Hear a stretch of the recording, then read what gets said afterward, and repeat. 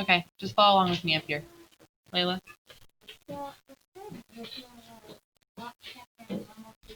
Mm-hmm. Vigil what? Is it mass that you have at night? 5 o'clock? You have to ask either your church or your parents and see. I would assume it was something that they used to have at night, and that's why they called it a vigil mass. Maybe they backed it up. Maybe they started earlier and earlier. Maybe it used to be at night. I don't know. Good question. All right, Homeward Bound, Settling the Flogging Account, and the Death of Don Quixote. I know, Caleb's really sad. Okay, remember that yesterday Don Quixote was defeated by the Knight of the Full Moon. What was the bargain there? If he lost, he had to do what? Micah? Very good. He had to stop being a knight errant for a full year. Okay. Who was the Knight of the Full Moon actually? Wyatt? Very good. And why did Samson dress up as a knight and not want Don Quixote to know? Jacob? Because then he will not keep his word on the bargain. Very good. This is the only way he could think of to get Don Quixote to go home safely. Excuse me. To agree that if he were defeated in battle, he would have to take a year off of knight errantry, and then Samson would have to beat him. Had he tried this before? Yes. How did it work out the first time? Terribly. The horse that Samson was riding stopped in mid-gallop, basically, and he ended up getting beat up by Don Quixote. But this time he won. So Don Quixote and Sancho are on their way home. For a whole week, Don Quixote was confined to his bed under the care of doctors. All the while, he suffered from the blackest melancholy. What is melancholy? Manny? Sadness. Yeah, just kind of like down in the mouth, you know. In spite of all the efforts of his hosts and friends to cheer him up. On the 7th day, he was finally recovered enough from his bruises that he was able to travel. And thanking his Barcelona friends for their hospitality, he set out sadly for home. Sancho had to trudge along on foot, much to his unhappiness, because his master, having pledged not to carry his arms for a year, passed them to Sancho, who now had Dapple so laden down that he could not ride her. They journeyed all day at a slow rate and without any adventures. That night they camped in a wood and ate a scanty supper. So did they have a lot to eat? No. That night they camped... Oops, I just read that. Sancho went off to sleep at once, but Don Quixote could not rest. His mind brooded feverishly over his defeat and the poor showing he had made as Lady Dulcinea's champion. Finally, he decided to wake up Sancho, partly for the sake of having company, and partly to beg him again to begin taking his lashes to end the enchantment of Dulcinea. It was with some difficulty that he roused Sancho, who remained drowsy. You know, Sancho, it is part of the duty of a good servant to share his master's vigils and his griefs, and the solitude of this place this night suggests we should mingle watchfulness with our slumber. He said, listen, you know, Sancho, a good servant will stay awake when his master's awake. The hour and the spot also invite something else, good Sancho. I'm talking about those lashes you have to endure. I ask you to make use of this favorable chance to reduce the account, at least somewhat. Go off a short distance, and with a willing heart and a vigorous hand, give yourself 3,000 or 400 lashes for the sake of Dulcinea. I will not wrestle with you again. You are too strong for me. I'm making the request as a favor. Sir, replied Sancho, I am not a monk to get up in the middle of the night and discipline myself with lashes. Leave the flogging alone for the present, and let me sleep, or you will make me swear never to accomplish the promise I so unwillingly made. Soul of stone, you pitiless squire! Shouted Don Quixote. Is this the return you make to your master for his favors in the past? to say nothing of those to come. Because of me you were made governor of an island, and through me you may yet become a duke, or some other great person, when my year of retirement is over and is followed by a brighter, more glorious time than ever. Post tenebris spero lucem. What does that mean? Micah?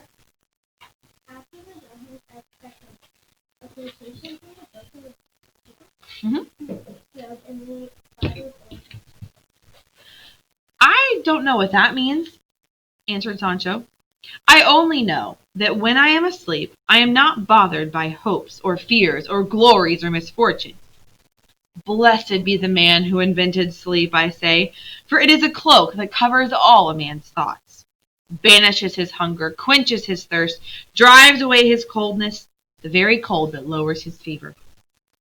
It is a universal money that buys everything, a counterweight that balances everything, that makes a clown the same as a king, the fool as good as a philosopher. It has only one fault. He says, look, sleep has all these great things, but it only has one problem. It is too much like death.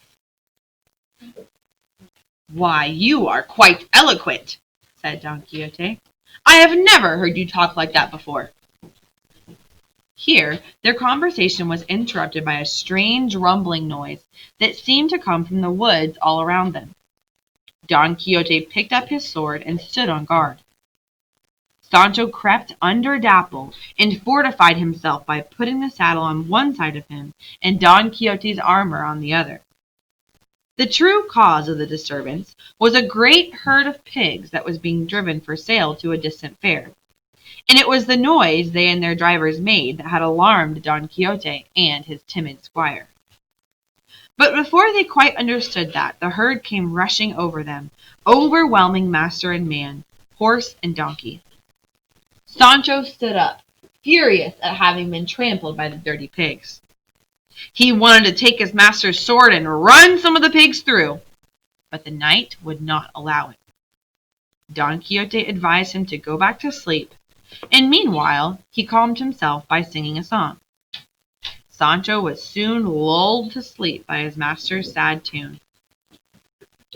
And so the night passed, and it was not until the morning sunbeams shone in the face of the squire that he awoke and began to think about breakfast. He soon discovered that the hogs, or the pigs that had run them over the night before, had destroyed his supplies as they passed through, eating most of them, spoiling nearly all the rest, and leaving very little for the homeward journey. How do you think Sancho felt about that? What do we know about Sancho and his food? Matthew? He's probably just like,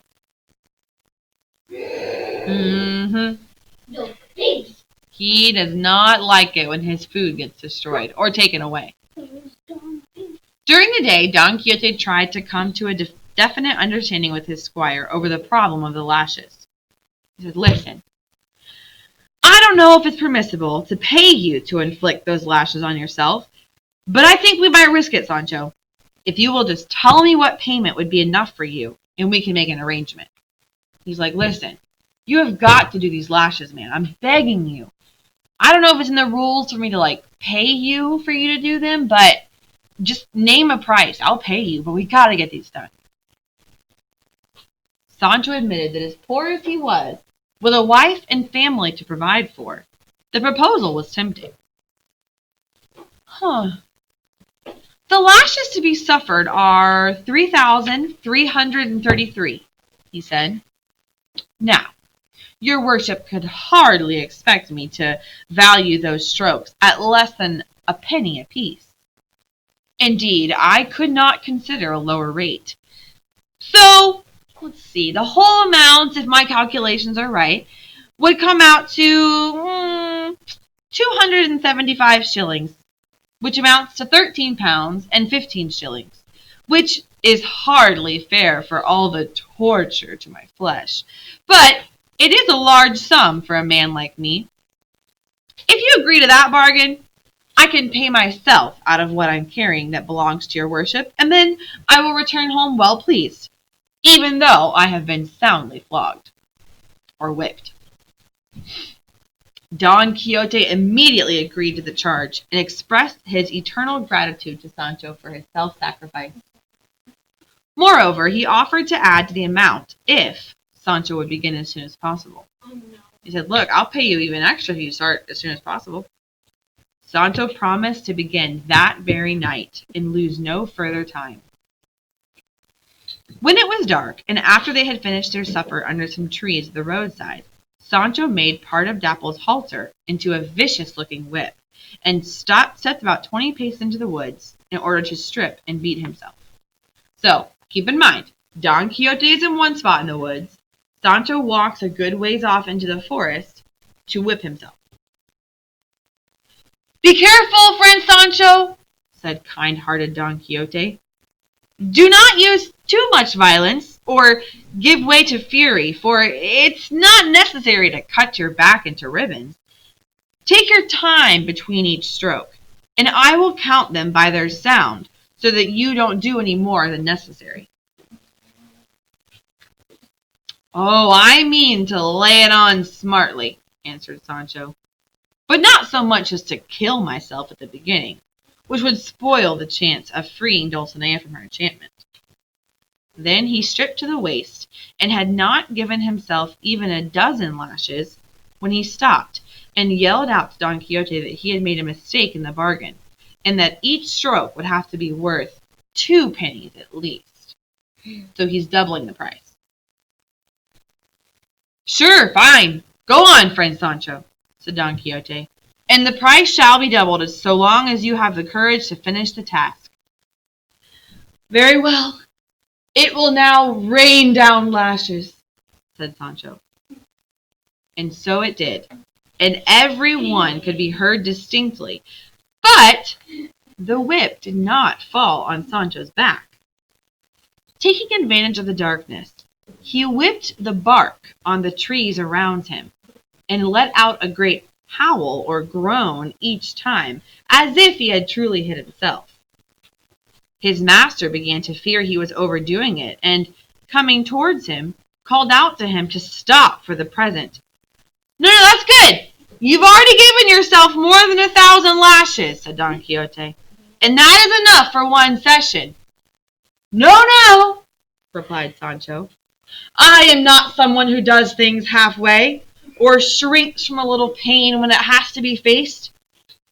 Go off a little further, go farther away, your worship, and leave me to do another 1,000 lashes, so that the whole job can be done in just 2 flogging." Why does he tell him to go walk away, go further away, give me some space?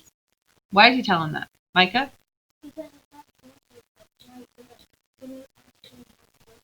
Yes, he would know. Eventually Don Quixote would find out, wait a second, you're not whipping yourself, you're whipping the trees. Isn't that kind of funny? He's like hitting the trees. Ow!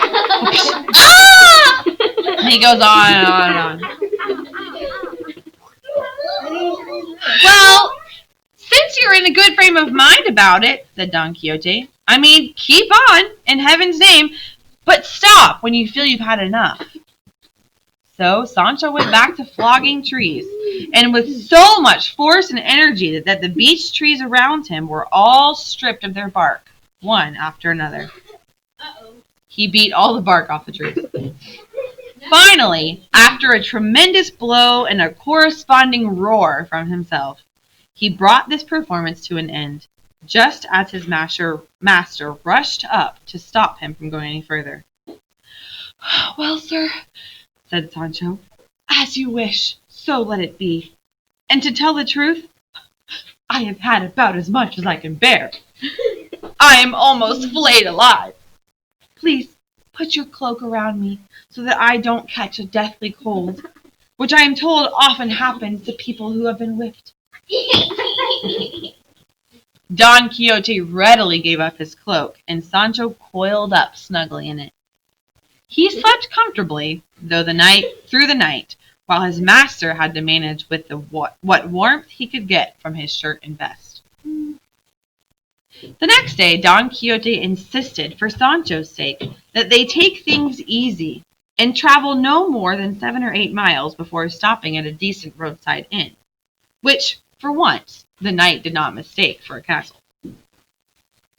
Indeed, ever since his defeat by the Knight of the White Moon, and the pledge he made to that warrior, his mind did not seem to wander on adventures and romances. Later in the evening he talked to his squire again about finishing with his lashes. "Well, sir," said Sancho, "it does not matter to me where or when I finish the job. If it's my choice, well, I'd prefer to finish it as soon as possible. I rather favor doing it out among the trees, for they seem to have, fellow feeling for me, and help me bear up manfully under the suffering."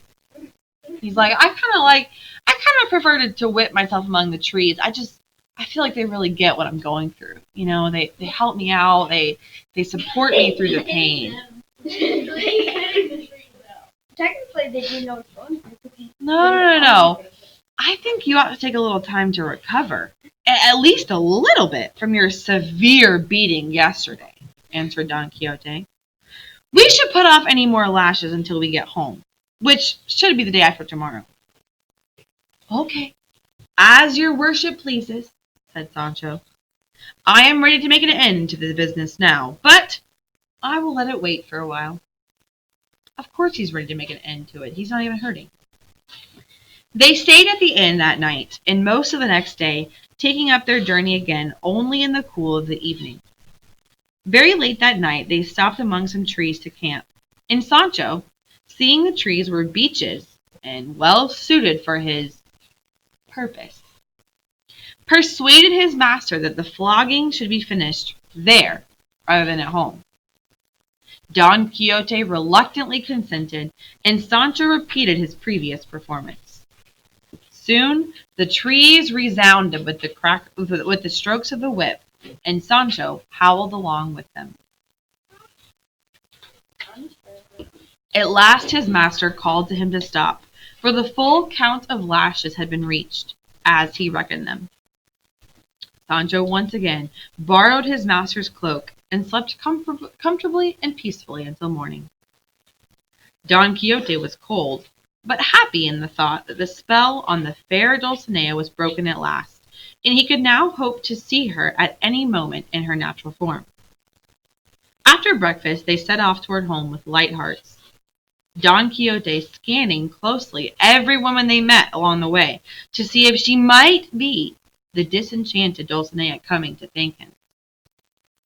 At last they came to the top of the hill that gave them a view of their native village. Sancho fell to his knees and said, "Open your eyes, beloved country, and behold your son, Sancho Panza, who has returned to you, not rich, but certainly very flogged. Open your arms and receive your son, Don Quixote, who, even if he is defeated by another, is the conqueror of himself, which I have heard is the best of all victories. I return to you with money, despite certain beatings I have had." "Oh, stop your nonsense," commanded Don Quixote, "and let's hurry home. You can indulge your eloquence there, and we can talk about our plans for the future." Sancho stood up and followed his master into the village. As they entered, they came upon two boys in a dispute, and overheard one say to the other, "You need not trouble yourself about it, for you will never see it again as long as you live." "Sancho!" exclaimed Don Quixote, "that is an omen to me," meaning a sign from heaven, "signifying that I shall never again see Dulcinea." Sancho was about to answer when a rabbit, trying to escape from some hounds that were chasing it, ran between Dapple's legs. Sancho picked it up and handed it to Don Quixote, who immediately saw it as another evil omen, crying out, "Oh, the rabbit runs, the hounds chase, and Dulcinea does not appear." "You are a strange man, your honor," said Sancho. "Why not suppose that the rabbit represents Dulcinea, who finds safety in your arms from enchanters who are pursuing her? What evil sign could be in this?" Just then, the two boys came up to look at the rabbit, and Sancho saw that what they had been fighting about was the ownership of a small cage containing some grasshoppers they had collected. And it was to the cage that one of them was referring when he said the other would never see it again. Sancho gave the boys 2 copper pennies for the cage and presented it to Don Quixote, saying, "See, this is how all your evil omens amount to nothing. To me, all such signs have no more to do with what happens than last year's clouds had to do with today's weather. No sensible person should imagine such nonsense. I have heard the priest and even you yourself say so. Now, let's push on to find our friends and not trouble ourselves with trifles." So here we see Sancho almost becoming the leader, saying, "Master, you take everything and turn it into a bad sign. Would you stop with that? You're just making stuff up. This could be a good thing. Will you just calm down?" They soon came upon the curate and the bachelor Samson Carrasco, who was no longer masquerading as the Knight of the White Moon. The meeting was friendly on all sides, and as they went on together, many people shouted out their welcome to the returned wanderers. "Ah! Here they come! Here's fat Sancho and his donkey turned gray! There's Don Quixote on his old horse! Ooh, as bony as ever." With such greetings, they made their way through the crowd. News of their arrival spread quickly, and soon Sancho's wife and daughter came running up and embraced him tenderly. But Teresa, his wife, was struck by the poor appearance of her husband and exclaimed, "How is this? Why are you coming back here in such a state like this, on foot and all worn out? You don't look at all like the governor of an island." She was like, "What happened? You're supposed to come back like a rich guy. What happened?" "Silence, Teresa," said Sancho. "Remember, it is always easier to find a hook to hang bacon on than bacon to hang on it. Wait until we get home, and then I shall tell you all the news. I dare say at once that I bring back money, and that I came by it honestly." Does Teresa care that her husband's home? No. What's the only thing she cares about? Money. What'd you bring me? "Well, that's good news anyhow," answered Teresa. "Money is the main thing." What a jerk. "And whether it comes from here or there or how you got it makes no difference to me." With that, mother and daughter escorted Sancho home, while Don Quixote and his party went to his house, where he was received affectionately by his niece and the old housekeeper, who immediately set about taking care of him. But as time went on, Don Quixote proved to be unmanageable, and he could not be persuaded to take a long rest. His glorious career was denied to him for 12 months. He fancied that instead he would become a shepherd for that period, and he pestered the curate and the bachelor with such plans, asking them to join him and Sancho in becoming shepherds and poets, as happened often in romances. He said he would find the sheep and the costumes and the flutes and the ribbons and garlands and whatever else shepherds might need, and they would all change their names to make them better suit their new lives. Okay, this is all happening again, right? It's exactly the same thing he did when he changed into a knight errant. They got all the props, all the costumes, changed their names, and now he's wanting to do the same thing again.